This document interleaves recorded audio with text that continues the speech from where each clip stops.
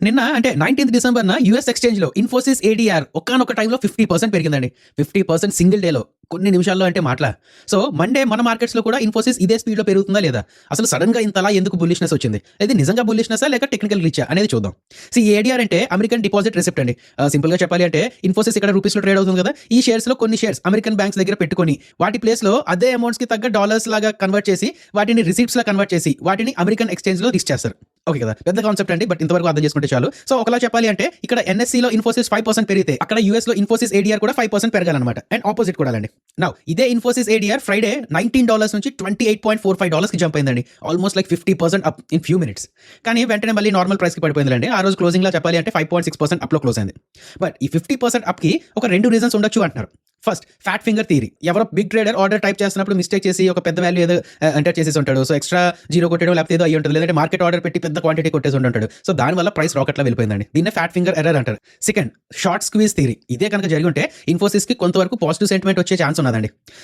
Short selling అంటే ఏంటో తెలుసు కదా మీకు? పడిపోతుంది అనుకున్న స్టాక్స్ వాళ్ళ పోర్ట్‌ఫోలియో లేకపోయినా సరే వేరే వాళ్ళ దగ్గర నుంచి ఆ షేర్స్‌ని అప్పుగా తీసుకొని అమ్మేస్తారు. వీళ్ళు అనుకున్న ప్రైస్‌కి పడిన తర్వాత ఆ తక్కువ ప్రైస్‌లో షేర్స్ కొనేసి అప్పుగా తీసుకున్న వాళ్ళకి తిరిగి ఇచ్చేస్తారు. సో, ఈ డిఫరెన్స్ ఏదైతే ఉన్నదో అది ప్రాఫిట్ కదా!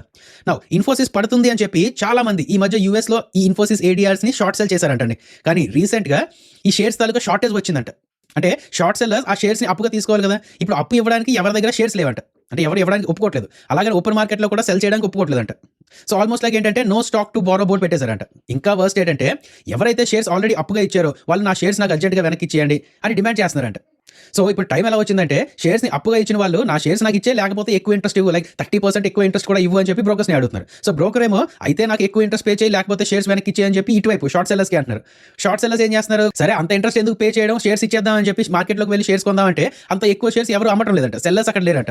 సో, ఏం జరిగిందంటే షార్ట్ సెల్లర్స్ తాలూకా పానిక్ స్టార్ట్ అయ్యి ఉండొచ్చు అని చెప్పి అంటున్నారు. రేట్ ఎంత ఎక్కువైనా పర్వాలేదు కానీ అగ్రెసివ్‌గా బై చేసేసి ఆ షేర్స్ ఆ బ్రోకర్‌కి ఇచ్చేద్దాం అని చెప్పి ఎంత ఎక్కువ ప్రైస్‌కైనా సరే కొందాము అని చెప్పి మార్కెట్ ఆర్డర్ పెట్టడమో లేదంటే పెద్ద ఆర్డర్స్ పెట్టడమో చేసుంటారు. అందుకనే ప్రైస్ రాకెట్ లాగా ఒకానొక టైంలో 50% పైకి వెళ్ళింది అని చెప్పి అంటున్నారు. దీన్నే మార్కెట్ భాషలో బారోయింగ్ స్క్వీజ్ అని అంటారండి. సో, ఇప్పుడు చెప్పండి ఇన్ఫోసిస్‌లో బుల్లిష్‌నెస్ వల్ల అంత మూవ్ వచ్చిందా? కాదు కదా! అయితే ఇక్కడ ఇండియన్ రిటైల్ ఇన్వెస్టర్స్ తీసుకోవాల్సిన పాజిటివ్ న్యూస్ కొన్ని ఉన్నాయండి. ఒకటేంటంటే అక్కడ ఇన్ఫోసిస్ ఏడీఆర్ షార్ట్ సెల్ చేయడానికి ఎవరు ముందుకు రాకపోవచ్చు. 2 ఇన్ఫోసిస్ ఏడీఆర్స్‌ని అమ్మేవాళ్ళు తక్కువ ఉన్నారు. 3 ఇన్ఫోసిస్ ఏడీఆర్ అప్పుగా ఇవ్వాలన్నా సరే ఆలోచిస్తున్నారు. సో, దీన్ని బట్టి చూసుకుంటే మేబీ ఇన్ఫోసిస్ ఏడీఆర్ మీద బేరిష్‌నెస్ అయితే కొంచెం తక్కువైందని అనుకోవచ్చు కదా! సో, దాన్ని కొంచెం పాజిటివ్‌గా తీసుకుందామండి. అయితే వెంటనే దీనికోసం జంప్ అయిపోవడం అలా కాకుండా ఎలాగో దగ్గరలో జనవరి 14థ్ Q3 తాలూకా రిజల్ట్స్ రానున్నాయి కాబట్టి అండ్ అలాగే ఐటీ ఇండస్ట్రీ బాటమ్ అవుట్ అయిపోయిందని చెప్పి చాలా మంది అనలిస్టులు అంటున్నారు కాబట్టి ఒకసారి ఈ ఇన్ఫోసిస్‌ని మీ వాచ్ లిస్ట్‌లో యాడ్ చేసుకొని అనాలిసిస్ చేసుకుంటూ ఉండండి. ఓకే కదా! ఇలాంటి మరిన్ని షార్ట్స్ చూస్తూ ఉండడానికి మన రూపాయి ఛానెల్‌ని సబ్స్క్రైబ్ చేసుకొని నోటిఫికేషన్స్ ఆన్‌లో పెట్టుకోండి. జై హింద్.